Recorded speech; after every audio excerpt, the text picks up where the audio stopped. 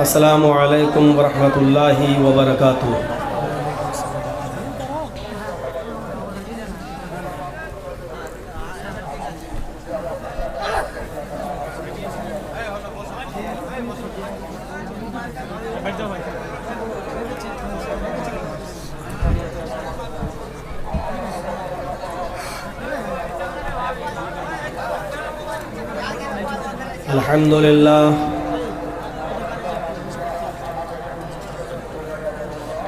الحمد للہ نحمده ونستعینه ونستغفره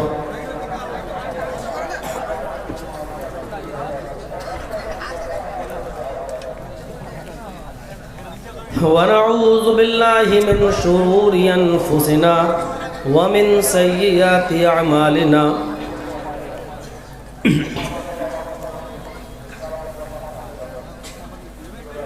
من يهدي الله فلا مضل له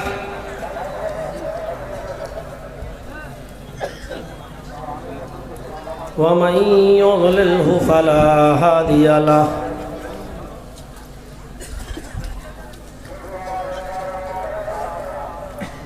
وأشهد أن لا إله إلا الله وحده لا شريك له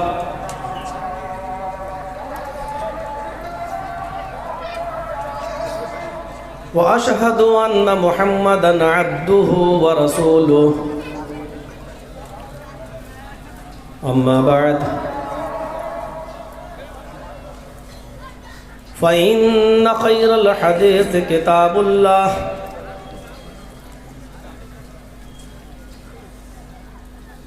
وخير الهدي هدي محمد صلى الله عليه وسلم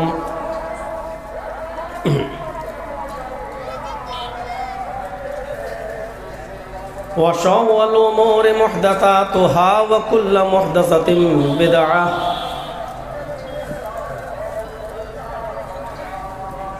وكل بدعة ضلالة وكل ضلالة في النار۔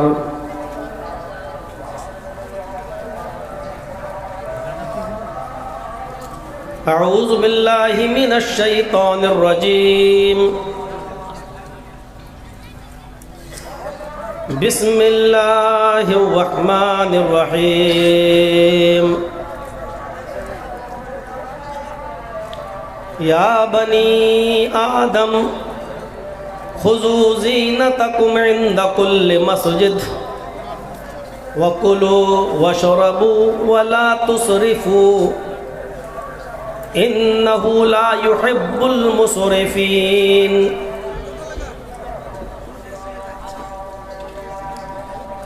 رب اشرح لي صدري ويسر لي امري واحلل عقدة من لساني يفقهوا قولي۔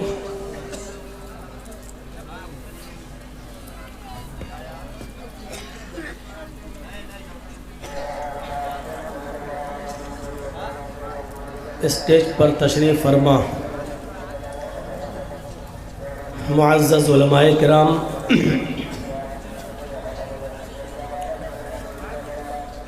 اور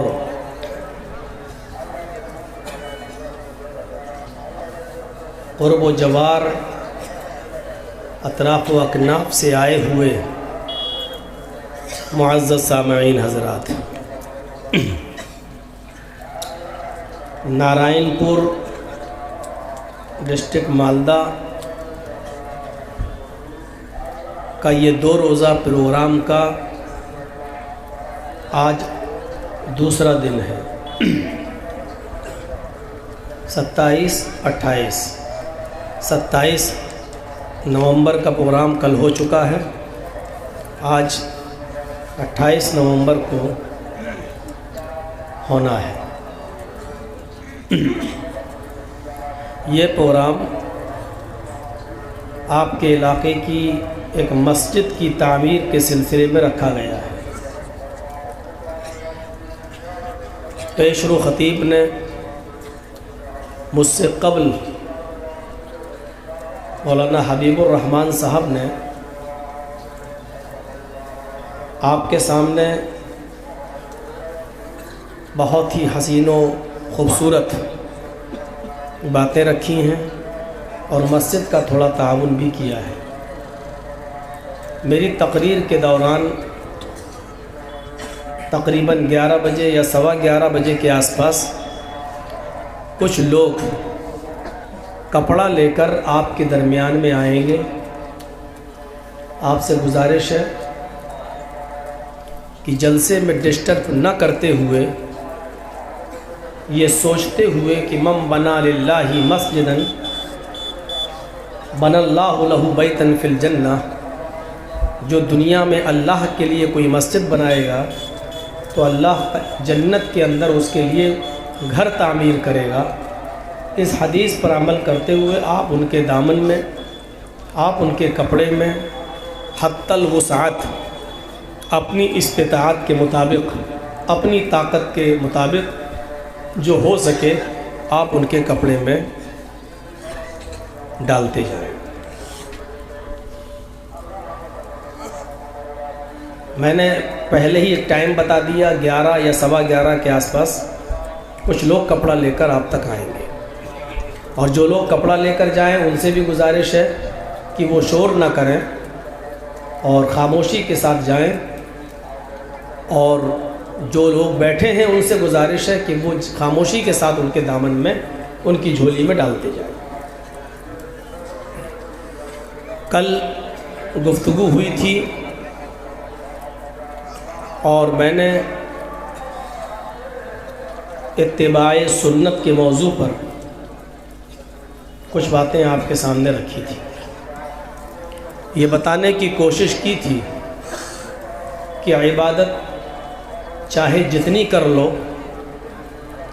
اور چاہے اپنی مرضی سے اس عبادت کو کتنا ہی خوبصورت بنا دو، لیکن جب تک جناب محمد رسول اللہ صلی اللہ علیہ وسلم کی اس عبادت پر مہر نہیں ہے تو وہ عبادت قبول نہیں ہوگی۔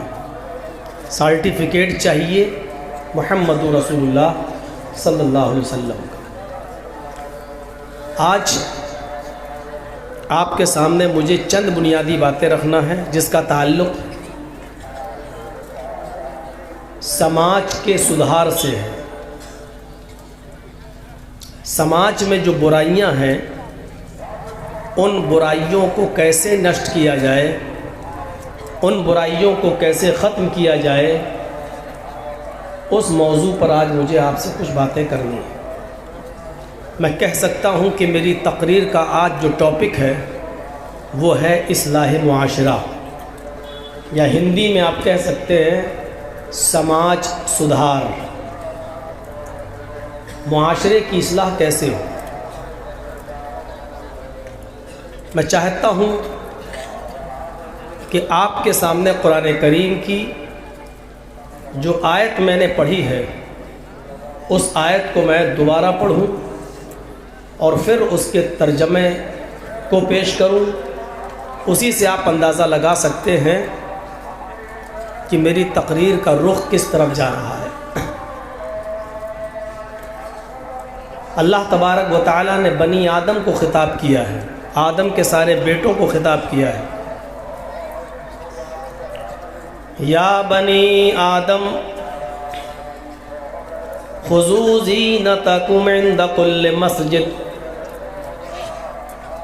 اے آدم کے بیٹو، اے اولاد آدم، اے انسانوں، اے آدم کے بیٹو، مسجد میں جب جایا کرو تو مسجد کے قریب تم زینت کو اختیار کر لیا کرو۔ خذوا زینتکم عند کل مسجد، مسجد جایا کرو تو زینت اختیار کر لیا کرو۔ دراصل اس آیت کے پیچھے ایک پس منظر ہے۔ نبی اکرم صلی اللہ علیہ وسلم کے مکہ میں نبی کا اعلان کرنے سے پہلے، محمد الرسول اللہ صلی اللہ علیہ وسلم کے رسول بننے سے پہلے، مکے کے اندر جو دین قائم تھا اور لوگ جس دین پر عمل کرتے تھے اس دین کو دین ابراہیمی کا نام دیتے تھے۔ کہ ہم ابراہیم علیہ السلام کے دین پر ہیں۔ خانہ کعبہ کا طواف ہوتا تھا، جب خانہ کعبہ کا طواف ہوتا تھا تو عورتیں جو ہوتی تھیں مستورات لیڈیز، خانہ کعبہ کا جب طواف کرتی تھیں تو سارے کپڑے اتار دیا کرتی تھی، ننگی ہو کر، برہنہ ہو کر، بالکل نیکڈ نیوڈ ہو کر وہ خانہ کعبہ کا طواف کرتی تھی۔ ان کے جسم پر کوئی کپڑا نہیں ہوتا تھا۔ جیسے کوئی بچی، کوئی لڑکا بچہ ماں کے پیٹ سے پیدا ہوتا ہے، اسی طریقے سے ننگا، جیسے وہ ننگا ہوتا ہے، ایسے ہی عورتیں بالکل سارے کپڑے اتار کر خانہ کعبہ کا طواف کرتی تھیں۔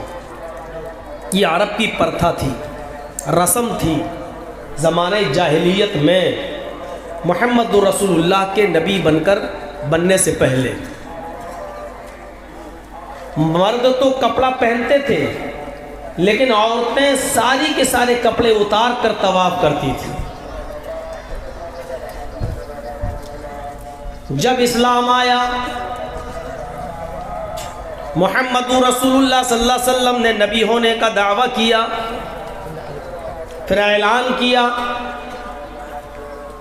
اور آپ جب نبی اور پیغمبر بنا کر بھیجے گئے، آپ نے سماج اور معاشرے سے بہت سی برائیوں کو جہاں ختم کیا، وہاں سے آپ نے اس رسم کو بھی ختم کر دیا، اور اللہ تبارک و تعالیٰ نے عورتوں کو بھی پردے کا حکم دیا، اور عورتوں کے ساتھ ساتھ مردوں کو بھی اس بات کا پابند بنا دیا۔ آج کے بعد میرے کسی بھی گھر میں خانہ کعبہ ہی نہیں، پوری دنیا میں جتنی بھی میری مسجدیں، میرے گھر ہیں، ان گھروں کے اندر کوئی بھی بے پردہ نہیں آئے گا، کوئی عورت ننگا طواف نہیں کرے گی۔ اس رسم کو ختم کیا۔ قرآن کریم کی آیت نازل ہوتی ہے، یا بنی آدم خذوا زینتکم عند کل مسجد۔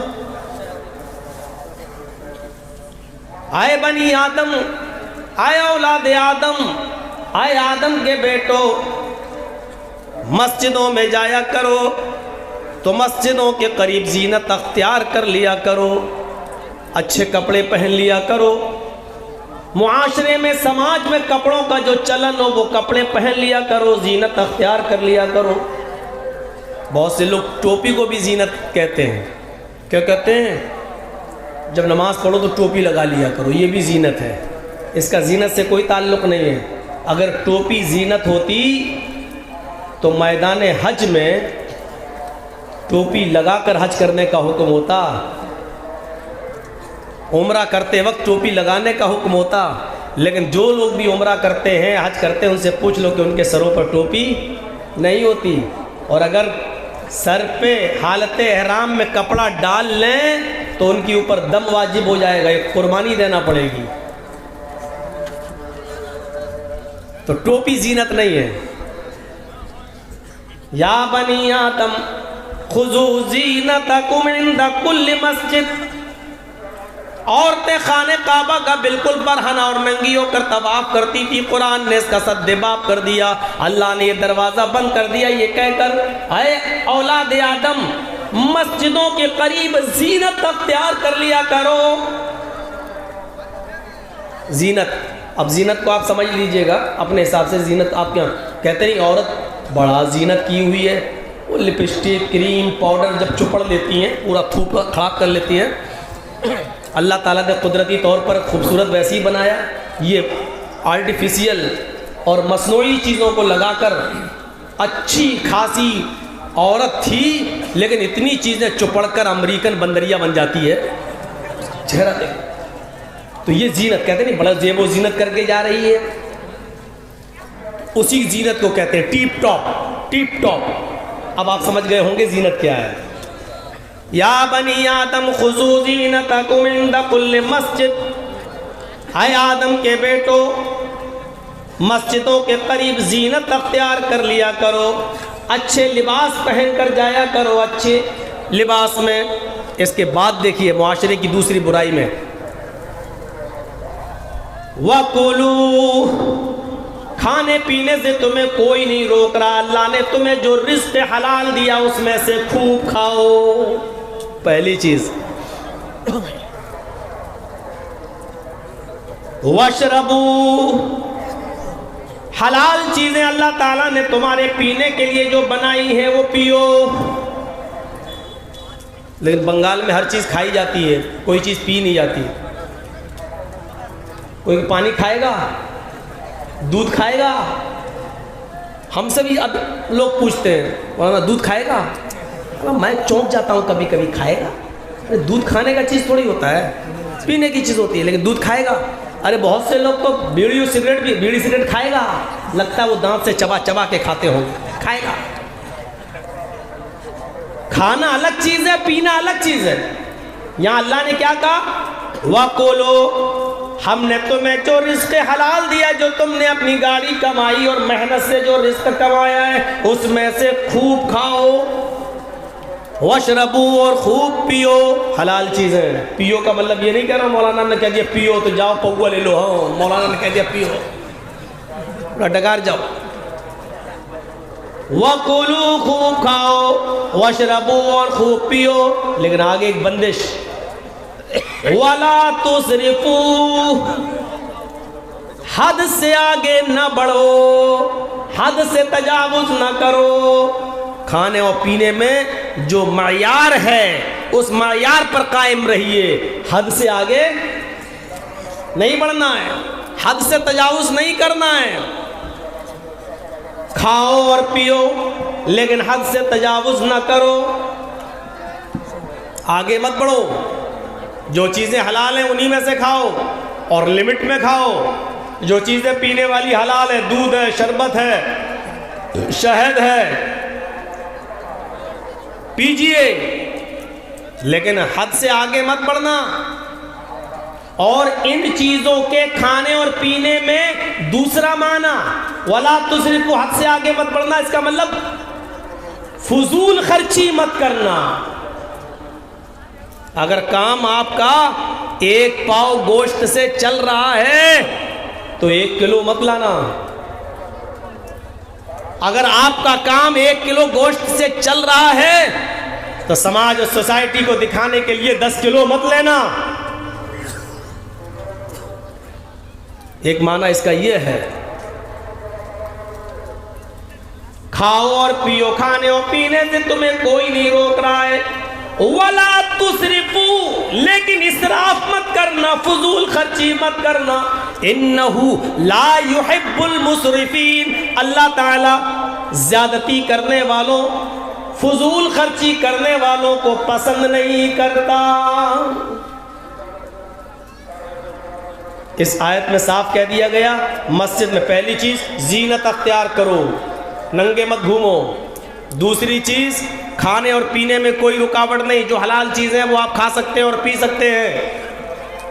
لیکن تیسری چیز اس کی ایک لمٹ بتا دی ہے.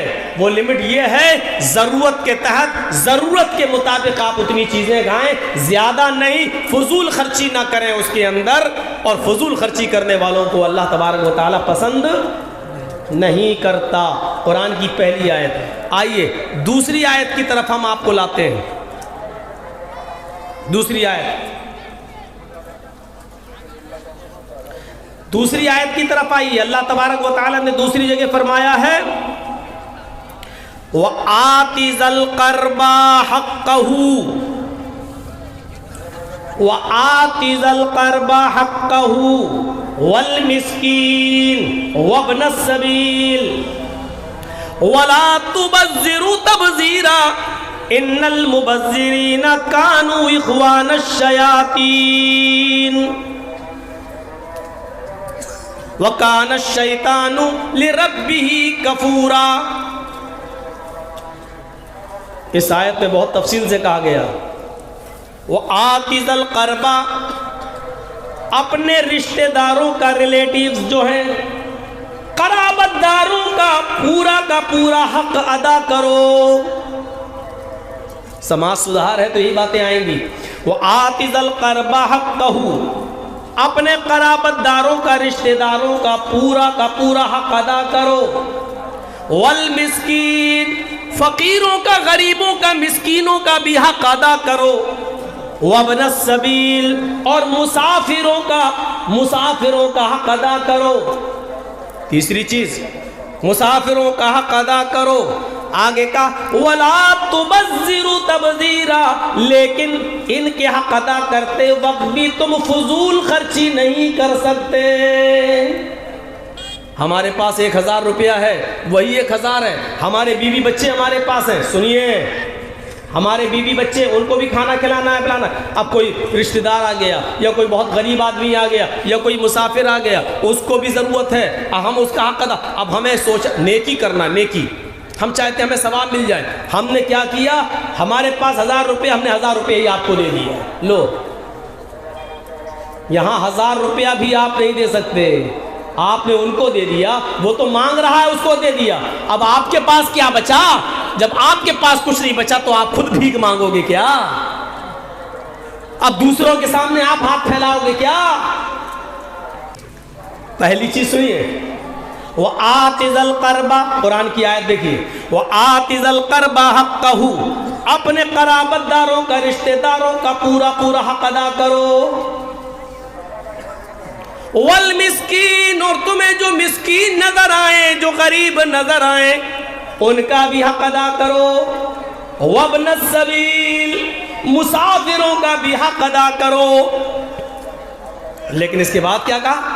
وَلَا تُبَذِّرُوا تَبْذِيرًا، حق ادا کرنے میں فضول خرچی نہ کرو، فضول خرچی نہیں کر سکتے ہو۔ اور آگے ان المبذرین کانوا اخوان الشیاطین، فضول خرچی کرنے والے شیطان کے بھائی ہیں۔ حد سے زیادہ لٹانے والے، حد سے زیادہ خرچ کرنے والے، حد سے زیادہ فضول خرچی کرنے والے شیطان کے بھائی ہیں۔ اور شیطان کون ہے؟ وَكَانَ الشَّيْطَانُ لِرَبِّهِ كَفُورًا، اور شیطان تو اپنے رب کا بڑا ناشکرا ہے، شیطان تو اپنے رب کا بڑا ناشکرا ہے، اس نے اپنے رب کی کبھی شکر گزاری نہیں کی ہے، اپنے رب کی نعمتوں کی کبھی قدر نہیں کی ہے، وہ راندہ درگاہ ہے، وہ اللہ کے دربار سے نکال دیا گیا ہے، وہ لائق ملامت اور قابل ملامت ہے، اس کو تو اللہ نے اپنے در و دیوار سے بے دخل کر دیا ہے، اس کی انٹری بند کر دی ہے، اس کو اپنے دروازے سے بھگا دیا ہے، اس کو اپنے گھر سے بھگا دیا ہے۔ وَكَانَ الشَّيْطَانُ لِرَبِّهِ كَفُورًا، شیطان تو اپنے رب کا بڑا ناشکرا ہے۔ ایک اس چیز کو یاد رکھو۔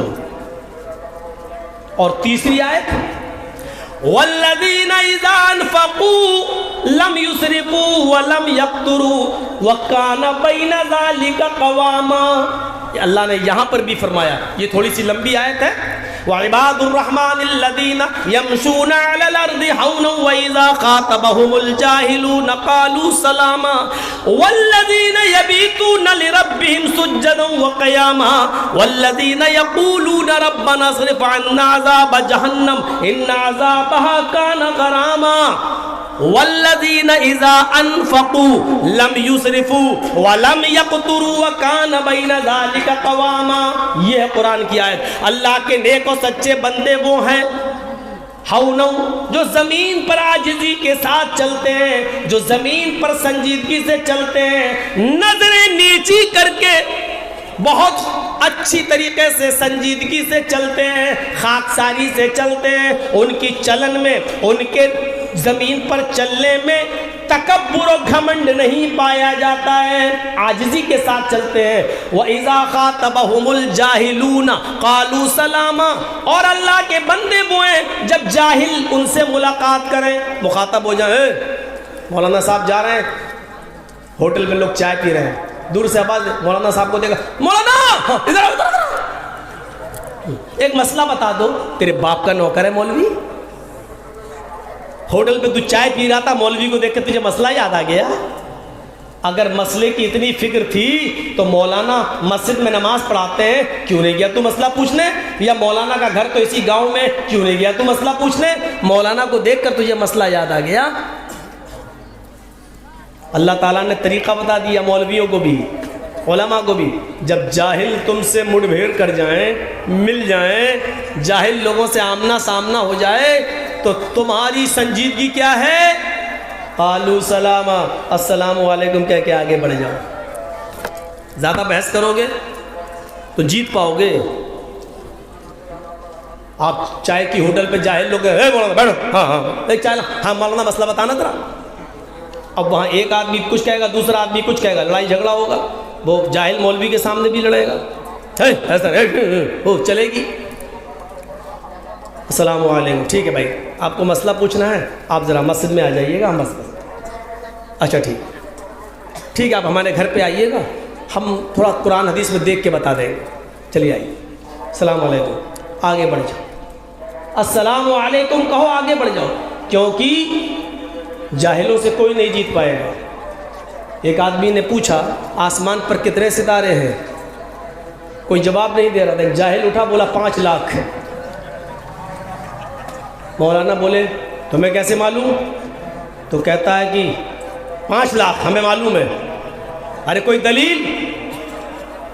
تو یقین نہیں آتا تو گن کے آؤ۔ اب وہ جاہل کیا کہتا ہے؟ تم نہیں مان رہے؟ کہ نہیں، تو گن کے آؤ، اگر ایک بھی کم ہو تو بتانا۔ اب اس کا کیا جواب دیا جائے گا؟ قرآن نے ایک راستہ بتایا، کیا بتایا؟ وَإِذَا خَاطَبَهُمُ الْجَاهِلُونَ قَالُوا سَلَامًا، جب جاہلوں سے مخاطب ہو جاؤ یا جاہل تم سے مخاطب ہو تو السلام علیکم کہہ کر گزر جاؤ۔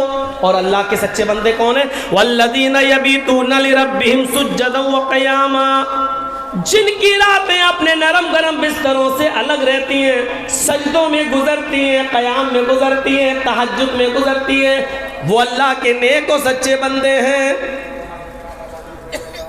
والذین یقولون ربنا اصرف عنا عذاب جہنم ان عذابها کان غراما، اور اللہ کے سچے بندے کون ہیں؟ جو ہر وقت یہ کہتے رہتے ہیں ربنا اصرف عنا عذاب جہنم، اے اللہ جہنم کے عذاب سے ہم کو نجات عطا فرما، اے اللہ جہنم کا عذاب ہم سے ہٹا لے۔